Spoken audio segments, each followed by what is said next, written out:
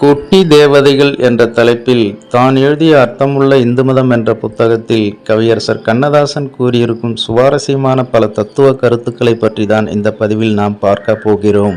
அதை பார்க்கறதுக்கு முன்னாடி ஹாய் ஃப்ரெண்ட்ஸ், MC இளங்கோ. வணக்கம், welcome back to my channel. நீங்கள் இன்னும் நம்முடைய சேனலுக்கு சப்ஸ்கிரைப் பண்ணலைன்னா உடனே ஒரு லைக் போட்டு சப்ஸ்கிரைப் பண்ணி சப்போர்ட் பண்ணுங்க. வாங்க பதிவிற்குள் போகலாம். இந்து மதத்தின் பெயரால் தமிழகத்தின் பட்டி தொட்டியெல்லாம் ஏராளமான சிறு தேவதை கோயில்கள் இருக்கின்றன. இந்தியாவின் பிற மாநிலங்களிலும் இத்தகைய கோவில்கள் இருந்தாலும் தமிழகத்தில் உள்ளது போல் எல்லா கிராமங்களிலும் இருக்கவில்லை. ரோமானிய நாகரிகத்திலும் ஒரு காலத்தில் இத்தகைய சிறு தேவதை நம்பிக்கை இருந்தது. மழை தேவதை, காதல் தேவதை என்று பல தேவதைகள் வணங்கப்பட்டன. அந்த காலத்தில் கிறிஸ்தவர்களிடையேயும் இந்த நம்பிக்கை இருந்ததாக தெரிகிறது. கிரேக்க நாகரிகத்தில் இத்தகைய தேவதைகள் வணக்கம் பெருமளவில் இருந்தது. ஆனால் அவை அனைத்தும் மூல தெய்வத்தின் கிளைகளாகவும் தூதுவர்களாகவுமே வர்ணிக்கப்பட்டிருந்தன. ஊருக்கு ஒரு தேவதை என்ற நிலையில் இந்து சமயத்தை தவிர வேறு எந்த சமயமும் சிறு தேவதை நம்பிக்கை கொண்டதில்லை. இந்த சிறு தேவதைகள் எப்படி தோன்றின? இவை ஒன்றும் மூட நம்பிக்கையில் எழுந்தவை அல்ல. வையத்துள் வாழ்வாங்கு வாழ்வான், வானுரையும் தெய்வத்துள் வைக்கப்படும் என்றபடி ஆங்காங்கு வாழ்வாங்கு வாழ்ந்த பலர் தேவதைகளாக கருதப்பட்டனர். முத்தன், முனியன், காடன், மதுரை வீரன் என்பன போன்ற ஆண் தெய்வங்களும், ஆலயம்மன், எல்லையம்மன், படவட்டம்மன் போன்ற பெண் தேவதைகளும் ஏதோ ஒரு காலத்தில் வாழ்ந்து மடிந்தவர்களாக இருக்க வேண்டும். கற்பரசி கண்ணகிக்கு சேரன் செங்குட்டுவன் கோவில் கட்டினான் என்ற செய்தியிலிருந்தே கற்புடைய பெண்களுக்கு அந்த கற்பினால் ஊரார் இடையேயும் தன் சுற்றத்தார் இடையேயும் பெருமை பெற்ற பெண்களுக்கு கோவில் எழுப்புவது இந்துக்களின் வழக்கமாய் இருந்திருக்கின்றது என்பதை அறிய முடியும். கற்பு அறம், மரம் என இரு வகையாக பிரிக்கப்படும். கணவன் கொல்லப்பட்டான் என்ற செய்தி அறிந்து பொங்கி எழுந்து மதுரையை எரித்த கண்ணகியின் கற்பு மரக்கற்பு. கணவன் இறந்தான் என்ற செய்தியை அறிந்தவுடனேயே தானும் இறந்த கோப்பெரும் தேவியின் கற்பு அறக்கற்பு. இந்த அறம், மரம் இரண்டையுமே தெய்வமாக கருதியிருக்கிறார்கள். மரக்கற்புடைய பெண்களே ருத்ர தேவதைகளாக காட்சியளிக்கிறார்கள். காளி, மாரி போன்ற ருத்ர தேவதைகள் இவ்வழி நம்பிக்கையில் எழுந்தவையே. அமைதியான அம்மன்கள் அறவழி கற்பில் எழுந்தவையே. அதேபோல் ஆண் தெய்வங்களிலும் கோப தெய்வங்களாக காட்சியளிப்போர் வீரர்களாக வாழ்ந்திருக்க வேண்டும். ஒருவேளை பயங்கரமான குணம் படைத்தவர்களாகவும் வாழ்ந்திருக்கலாம். அவர்களது ஆவியை அமைதிப்படுத்துவதற்காகவே பலி கொடுக்கும் பழக்கமும் வந்திருக்கலாம். பெண் தேவதைகளிலும் சில ருத்ர தேவதைகள் பயங்கரமான குணம் படைத்தவர்களாக இருந்து வாழ்ந்து சாந்தி இல்லாமல் இறந்து போனவர்களாக இருக்கலாம்.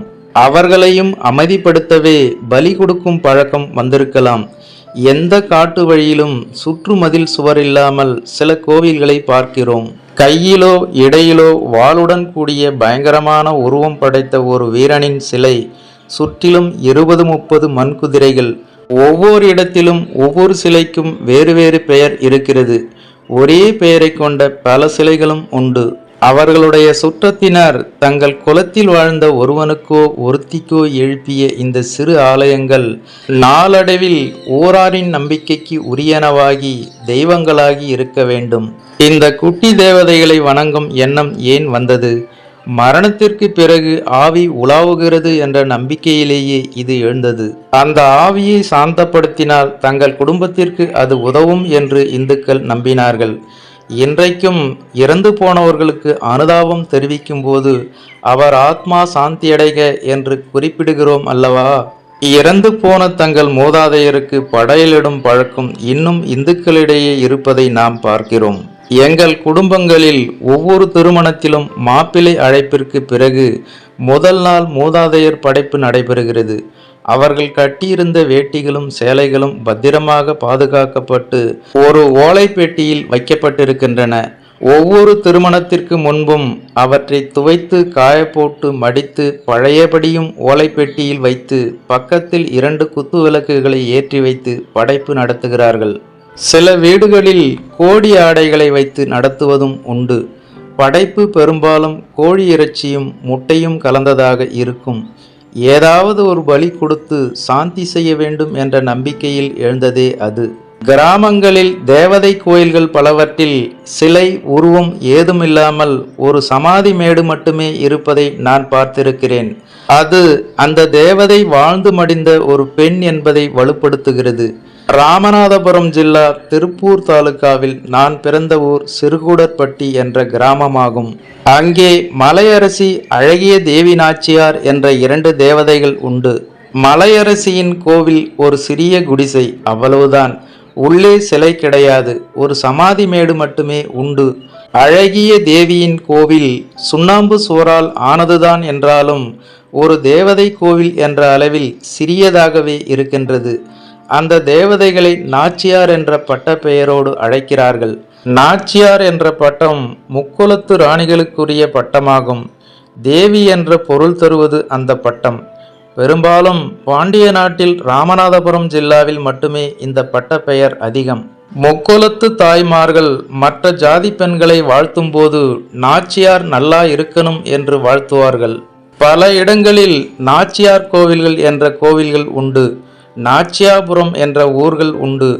நாச்சியப்பன் நாச்சியம்மை என்ற பெயர்கள் அதனடியாக தோன்றியவையே. ஆகவே ராமநாதபுரம் ஜில்லாவில் உள்ள அம்மன்களில் பல முக்குலத்து வீர பெண்களாக இருந்திருக்க வேண்டும்.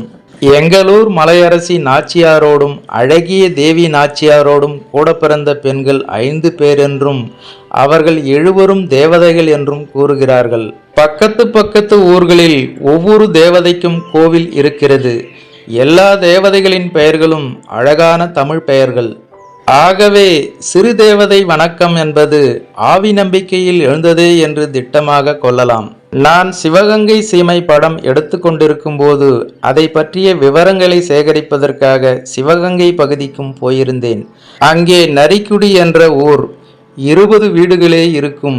அந்த ஊரில் ஒரு பழங்கால கல் சத்திரம், யாத்திரிகர்களுக்கு இரவு பகலாக உணவு பரிமாறிய இடம் அது என்று சொல்வார்கள். மருது பாண்டியர் ஆட்சி காலத்தில் அந்த சத்திரத்தில் ஓர் இளம் பெண்ணும் அவள் கணவனும் வந்து தங்கியிருந்தார்களாம். இரவு நேரத்தில் அவள் கணவனை சில பேர் கூட்டி கொண்டு போய் கொலை செய்து பக்கத்தில் இருக்கும் கண்மாய்க்குள் போட்டு கல்லை வைத்து விட்டார்களாம். அவன் வளர்த்த நாய்க்குட்டி இரத்தக்கரையோடு ஓடிப்போய் அவன் தலைவியின் சேலையை கவ்வி கூட்டி வந்து சடலத்தை காட்டிற்றாம். அவள் அழுது புலம்ப ஊரெல்லாம் கூடி மருத பாண்டியனுக்கு செய்தி அனுப்பினார்களாம். மருது பாண்டியர் வருகிற நேரத்தில் அந்த பெண் தன் கணவனோடு உடன்கட்டை ஏறுவதற்கு தயாராக இருந்தாளாம்.